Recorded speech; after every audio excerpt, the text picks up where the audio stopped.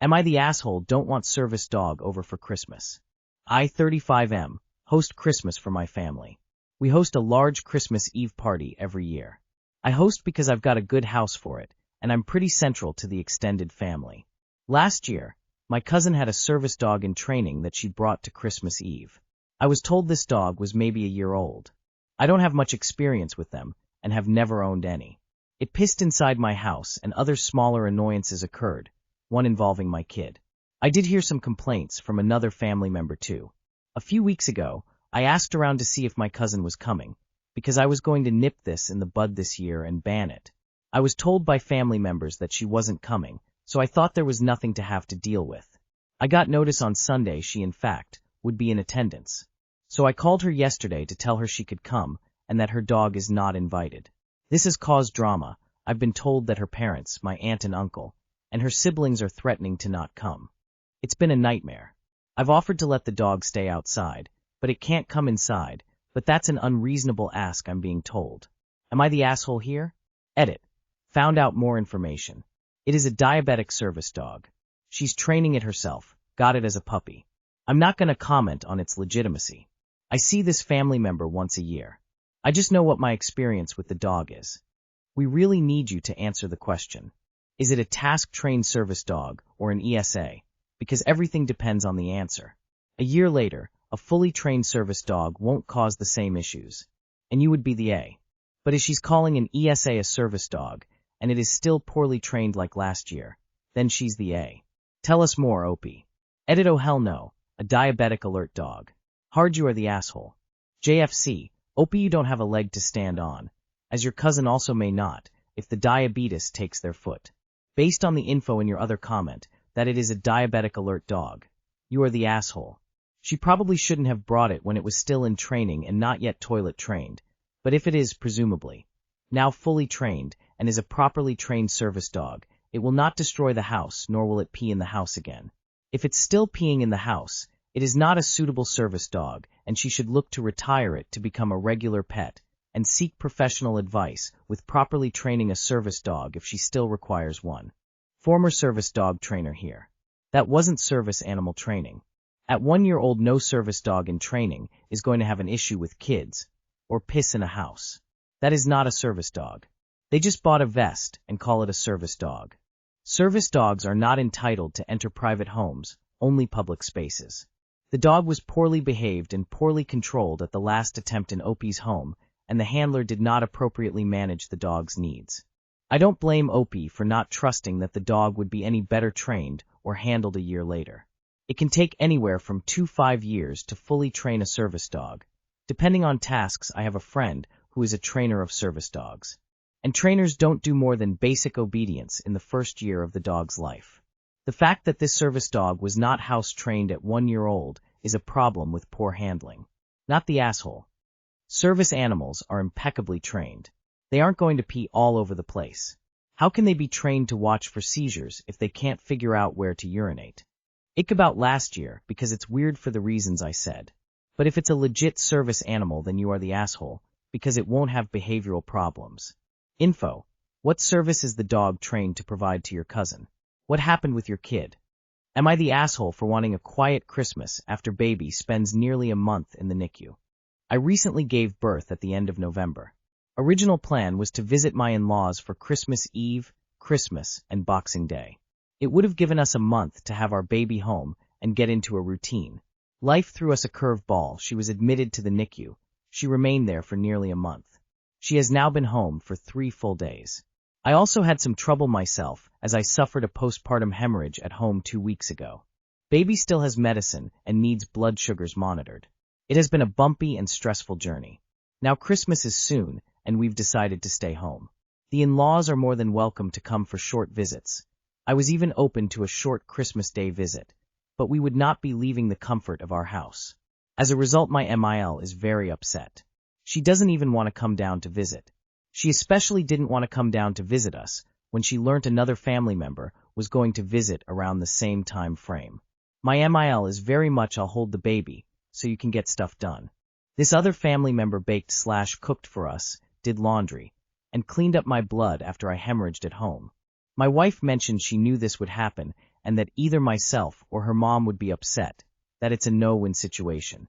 My wife is quite passive/neutral in the matter. She hasn't taken sides, so to speak. I've compromised a lot in this situation. I let her visit when we were home less than a day. I wanted at least a couple days. I'm offering more visits around the holidays.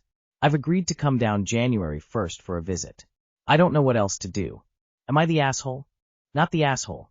You don't just have a MIL problem, you have a wife problem. You and baby are staying home. Everyone else adapts. Decline to engage in any discussion about it. Not the asshole, and your wife needs to step up, stop being neutral, and defend you. You experienced a life-threatening complication 2 weeks ago that you're still mentally and physically recovering from, and you deserve space to enjoy your baby finally with some peace. If you get that space, it absolutely is a win for your family. The good news is that the trash has taken itself out, so to speak, and MIL's passive-aggressive nonsense means you aren't getting a visit anyway. Not the asshole. By your wife not taking a side, she's taking a side. By not standing up for you, she's choosing her mother. She cannot be neutral in this, and needs to grow a spine against mommy dearest. Not the asshole. You and your baby nearly died. Your wife needs to grow up and protect her family from undue stress. Her not taking a side, is choosing a side, and it's not yours. Not the asshole, not the asshole, not the asshole. It's time for your wife to grow a spine, and tell her mother to back TF off, and stop being so selfish. You and baby are going through serious medical trauma. You don't have time to entertain some old lady's tantrums. Either grandma plays by your rules, or you ignore her until you're feeling more settled. If your wife doesn't explicitly take your side immediately, or even worse tries to argue otherwise, explicitly remind her that you were the one bleeding out in your room 2 weeks ago, and she can GTFO and go to her mommy's if she has a problem. Anyone upset you're keeping your baby home right now is being extra. You've earned the right to a quiet Christmas. Am I the asshole for guessing my brother's Christmas word? I will try to make this as short as possible. After Thanksgiving, my extended family played a game where we all wrote Christmas-related words, put them in a hat, picked them out randomly, then taped them to our forehead, where we asked yes or no questions to figure out what our thing was. For reference, I put down the nice list, and my uncle got it. When I put a word on my head, my cousin said he didn't know what it even was. So I told my brother, I think I have your word. He loves obscure Christmas lore, and it made sense he would use it for this game. So I asked, am I an object you can hold in your hands? People said no, with my uncle also saying, I don't know what that is. So I was certain of the answer. Am I the Krampus? I won right as the game started. I was the second person to ask a question. My brother got upset that I ruined the fun of putting the Krampus as a word in the hat. What do you think? I think this is an insanely trivial thing for anyone to be fighting over, LOL. Not the asshole. Your brother is the obnoxious one for putting a word in the hat that he knew many people wouldn't be familiar with. It defeats the purpose of the game. It's like playing 20 questions and choosing a person that you know guessing player isn't familiar with. It's an asshole move. You, on the other hand, simply played the game as it should be played. You used clues to deduce the word.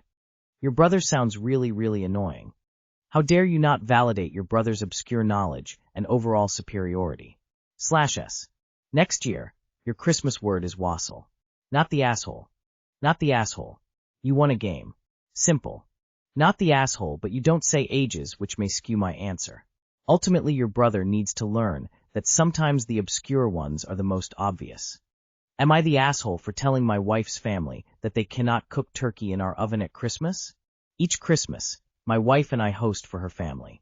This has been going on for a while now as we have young kids, and it's just better for the kids to be at home all day on Christmas Day to play with their new things. My wife and I are also both vegetarians. We're not militant. We totally believe that everyone has the right to choose what they eat. Nevertheless, we both find the meat industry horrific and hate the thought of what meat is. Most of my wife's family are also vegetarian, which helps, but her dad and brother aren't. Normally they cook the turkey at home and then heat it up in our microwave, as we never used it so aren't bothered about meat being cooked in it. However, our microwave is broken this year. We've not replaced it or looked at getting it fixed, as we have no call to use it. My father-in-law is now saying that we should either cook the turkey in our oven or at least let them heat it up in the oven. I've said no, as we really don't want our oven smelling of meat. Same for the air fryer. We said they're welcome to bring their own air fryer and use that, but he's being a bit difficult and saying we're putting our silly beliefs ahead of the Christmas spirit. I've tried pointing out that neither of us object to them eating meat in our house. That's their choice. We just don't want it being cooked in our oven. It's got to the point now where I'm seriously thinking of just buying a new microwave tomorrow just to put an end to this. So, am I the asshole for not wanting the meat to be cooked in our oven? Update re-microwave and travel. I've seen a few comments asking about the microwave and people traveling to us, so here goes. It broke last Christmas Day, unfortunately. Mother-in-law was warming up some cake in there, and it fizzed and stopped working. It's an integrated one, so replacing it isn't as simple as just buying a brand new one. We'd need it to be fitted into the correct space, and there's not really enough room to have a standalone one on one of the kitchen surfaces. It was fine for them to reheat in the microwave because we never really used it, and we use the oven daily. Plus, microwave doesn't retain the smell like an oven would, and also much easier/quicker to clean. We live in the UK, we're about a 10-minute drive from the rest of the family, so it's not like we've made everyone commit to an arduous journey. Everyone wants to come to ours as it's better for the kids, who are the only grandkids on that side of the family. Honestly, you are the asshole.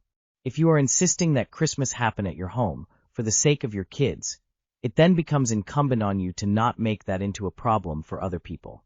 If you won't let them use your oven for turkey, then you need to change your plans, so someone who is okay with using their oven for meat will be hosting. Your oven or air fryer won't smell like meat for more than a few hours. What are we even talking about here? If you allow meat into your home, cooking or heating it up shouldn't matter. What a strange place to draw the line. So you host because it's easier because you have young kids, which makes it easier on you, but more inconvenient for everyone else. But you aren't willing to make a one-off compromise to make it easier for your FIL and BIL. A bit of a crap move for sure. It's an oven which can be cleaned, not some sacred relic that will be irreparably damaged by having turkey in it once. You are the asshole. You are the asshole, you're a bad host. Either host or don't.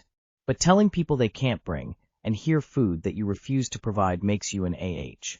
Get a new microwave or let them use your other appliances to heat it. It's not like the oven or air fryer will be permanently changed by having had meat in it one time. You are the asshole. It would be different if you had graciously offered to host. But it sounds like you pretty much insist on hosting because it's more convenient to have your kids at home. It's also not like you're strictly kosher Jews where meat can't be cooked in your oven or microwave. It sounds like turkey has been a long-standing tradition for them. So, you want them to bend to your will and have them come to your house. Then, you refuse to allow them to honor their traditions. Your oven, microwave and air fryer would not smell like turkey for more than an hour or two once it's removed. You say you believe everyone has the right to choose what they eat, and yet your actions say otherwise. You are the asshole for making this into such an issue. Microwaves cost as little as $60. Replace it, or let them use your oven and stop causing drama over this. If you insist on hosting, be a good host.